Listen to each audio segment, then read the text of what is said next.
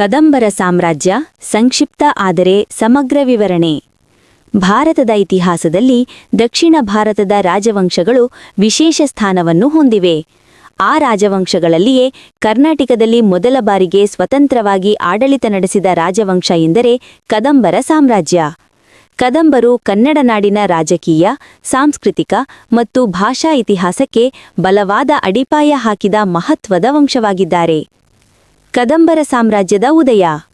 ಕದಂಬರ ಸಾಮ್ರಾಜ್ಯವು ಕ್ರಿಸ್ತಶಕ 4ನೇ ಶತಮಾನದಲ್ಲಿ ಸುಮಾರು ಕ್ರಿಸ್ತಶಕ 345ರಲ್ಲಿ ಸ್ಥಾಪನೆಯಾಯಿತು.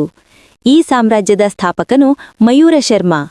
ಪ್ರಾರಂಭದಲ್ಲಿ ಮಯೂರ ಶರ್ಮ ಬ್ರಾಹ್ಮಣನಾಗಿದ್ದು ವೇದಾಧ್ಯಯನಕ್ಕಾಗಿ ಕಂಚಿಗೆ ಹೋಗಿದ್ದನು.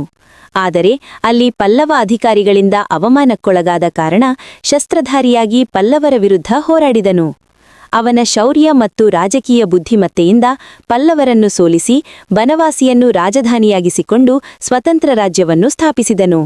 ಈ ಮೂಲಕ ಕರ್ನಾಟಕದಲ್ಲಿ ಮೊದಲ ಬಾರಿಗೆ ಸ್ಥಳೀಯ ರಾಜವಂಶವೊಂದು ಆಡಳಿತಕ್ಕೆ ಬಂದಿತು.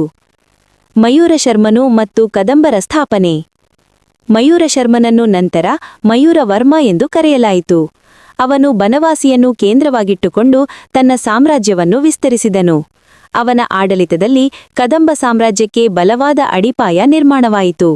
ಮಯೂರವರ್ಮನ ನಂತರ ಅವನ ಪುತ್ರ ಕಂಗವರ್ಮ ಹಾಗೂ ಮೊಮ್ಮಗ ಭಗೀರಥ ರಾಜ್ಯಭಾರ ವಹಿಸಿಕೊಂಡರು.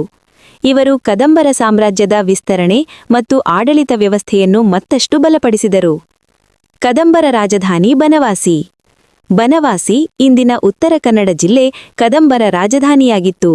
ಇದು ಆ ಕಾಲದಲ್ಲಿ ಪ್ರಮುಖ ವ್ಯಾಪಾರ, ಧಾರ್ಮಿಕ ಮತ್ತು ಸಾಂಸ್ಕೃತಿಕ ಕೇಂದ್ರವಾಗಿ ಬನವಾಸಿಯು ನದಿಗಳು, ಕಾಡುಗಳು ಮತ್ತು ಬೆಟ್ಟಗಳಿಂದ ಆವರಿಸಲ್ಪಟ್ಟ ಸುರಕ್ಷಿತ ಸ್ಥಳವಾಗಿದ್ದು ರಾಜಧಾನಿಗೆ ಅತ್ಯಂತ ಸೂಕ್ತವಾಗಿತ್ತು.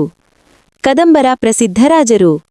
ಕದಂಬರ ಸಾಮ್ರಾಜ್ಯದಲ್ಲಿ ಹಲವಾರು ಶಕ್ತಿಶಾಲಿ ರಾಜರು ಆಡಳಿತ ನಡೆಸಿದರು.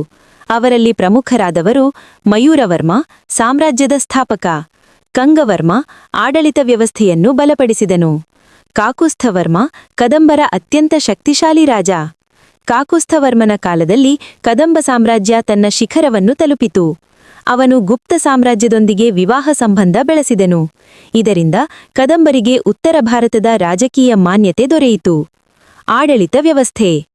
ಕದಂಬರ ಆಡಳಿತ ವ್ಯವಸ್ಥೆ ಸಂಘಟಿತವಾಗಿತ್ತು. ರಾಜ್ಯವನ್ನು ಹಲವು ವಿಭಾಗಗಳಾಗಿ ಹಂಚಲಾಗಿತ್ತು: ರಾಷ್ಟ್ರ, ವಿಷಯ, ಗ್ರಾಮ. ಗ್ರಾಮಗಳಲ್ಲಿ ಗ್ರಾಮಸಭೆ ಮತ್ತು ಸ್ಥಾನಿಕ ಅಧಿಕಾರಿಗಳು ಆಡಳಿತ ನಡೆಸುತ್ತಿದ್ದರು. ರಾಜನು ನ್ಯಾಯದ ಮೂಲವಾಗಿದ್ದರೂ ಸ್ಥಳೀಯ ಆಡಳಿತಕ್ಕೆ ಹೆಚ್ಚಿನ ಸ್ವಾತಂತ್ರ್ಯ ನೀಡಲಾಗಿತ್ತು. ಆರ್ಥಿಕ ವ್ಯವಸ್ಥೆ. ಕದಂಬರ ಕಾಲದಲ್ಲಿ ಕೃಷಿ ಮುಖ್ಯ ಉದ್ಯಮವಾಗಿತ್ತು. ಅರಣ್ಯ ಪ್ರದೇಶಗಳನ್ನು ಕೃಷಿಗೆ ಬಳಕೆ ಮಾಡಲಾಯಿತು. ಅಕ್ಕಿ, ಜೋಳ, ಗೋಧಿ ಮುಂತಾದ ಬೆಳೆಗಳನ್ನು ಬೆಳೆಯಲಾಗುತ್ತಿತ್ತು. ವ್ಯಾಪಾರವು ಉತ್ತಮವಾಗಿ ಬೆಳೆಯಿತು. ನಾಣ್ಯ ವ್ಯವಸ್ಥೆಯಿದ್ದು ಕದಂಬರು ತಮ್ಮದೇ ನಾಣ್ಯಗಳನ್ನು ಹೊರಡಿಸಿದ್ದರು. ಬಂದರುಗಳ ಮೂಲಕ ವಿದೇಶಿ ವ್ಯಾಪಾರವೂ ನಡೆಯುತ್ತಿತ್ತು. ಓಂ ಧರ್ಮ ಮತ್ತು ಸಂಸ್ಕೃತಿ. ಕದಂಬರು ಧಾರ್ಮಿಕ ಸಹಿಷ್ಣುತೆಗೆ ಹೆಸರುವಾಸಿಯಾಗಿದ್ದರು. ಅವರು ಹಿಂದೂ ಧರ್ಮ, ಜೈನ ಧರ್ಮ, ಬೌದ್ಧ ಧರ್ಮ ಎಲ್ಲಕ್ಕೂ ಸಮಾನ ಗೌರವ ನೀಡಿದರು. ಶಿವನ ಆರಾಧನೆ ಹೆಚ್ಚು ಪ್ರಚಲಿತವಾಗಿತ್ತು.